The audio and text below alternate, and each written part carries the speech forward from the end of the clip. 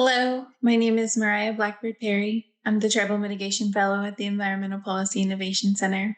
This video is one video in our series discussing tribal compensatory mitigation. EPIC took a focus on tribal participation in compensatory mitigation and how we can strengthen the policy surrounding compensatory mitigation to be more inclusive to tribes. We learned a lot along the way, and these videos are intended to be educational for those who are curious on the subject.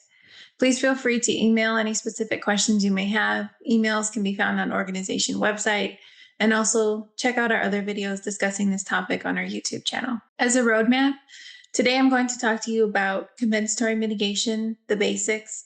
I do encourage you to research the mitigation policies and practices in your district or area, as this is a very brief overview of a very nuanced area. I'm also going to be discussing the requirements for establishment, tribal participation as a brief introduction in compensatory mitigation. So compensatory mitigation, the basics. What is compensatory mitigation? The purpose of compensatory mitigation is to offset unavoidable adverse impacts which remain after all appropriate and practicable avoidance and minimization measures have been achieved.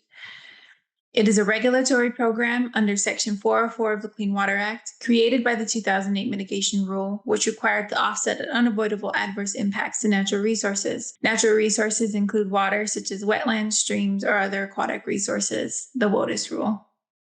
I will note, however, that there are different kinds of compensatory mitigation. For example, species mitigation, which is also referred to as conservation banking and is under the U.S. Fish and Wildlife Service and Endangered Species Act.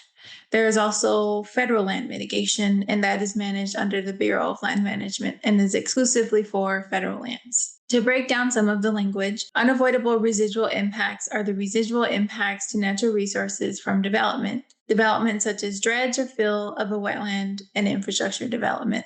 What does mitigation mean? Mitigation is the restoration, creation, enhancement, or in special cases, preservation of natural resources.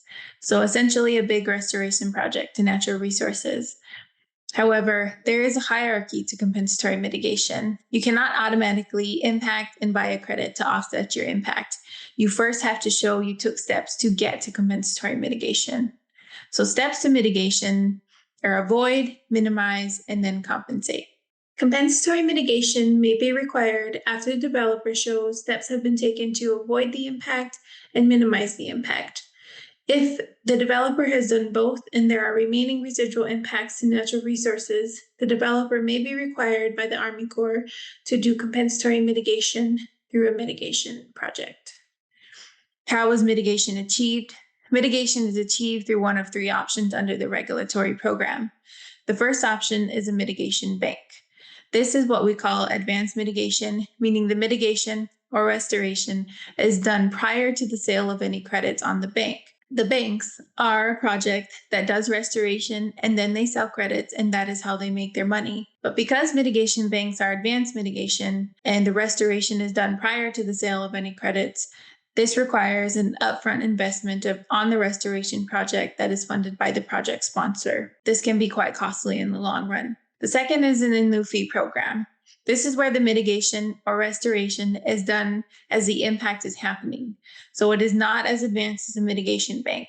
Compared to a mitigation bank, this does not require as much of a heavy upfront investment like a mitigation bank does. The restoration project funds come in as the credits are sold with a certain time frame attached with the sale of the credit to achieve the mitigation or restoration. The third is a permittee responsible mitigation. This is where the developer is doing both the impact to natural resources and the mitigation or restoration to natural resources. Under compensatory mitigation guidance, this is the least preferred type of mitigation. Today, we're going to specifically talk about compensatory mitigation banking.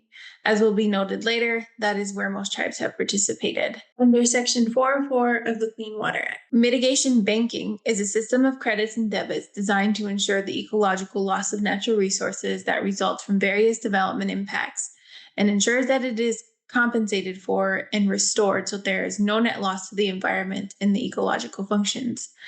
To break it down more, mitigation banks transfer the responsibility to mitigate for impacts from the developer to a mitigation project sponsor who genuinely has a prime interest in the correct and sustainable restoration of natural resources. These banks do not have to be located in the same area as the impact as long as they are in the same watershed.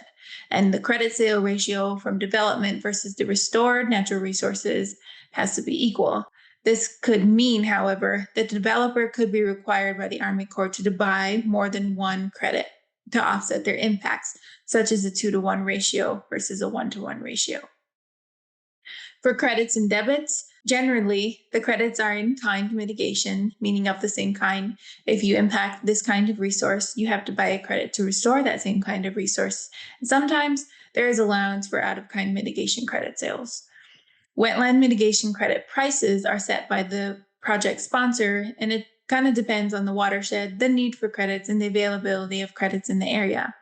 Credits can be sold privately, meaning to one buyer, or commercially, meaning to anyone. Requirements for compensatory mitigation banking. The first is hydrology, the water. This is the single most important aspect of a mitigation project under Section 404 of the Clean Water Act. It will make or break your mitigation bank, because at the end of the day, the mitigation project has to be self-sustainable. The second is a project sponsor.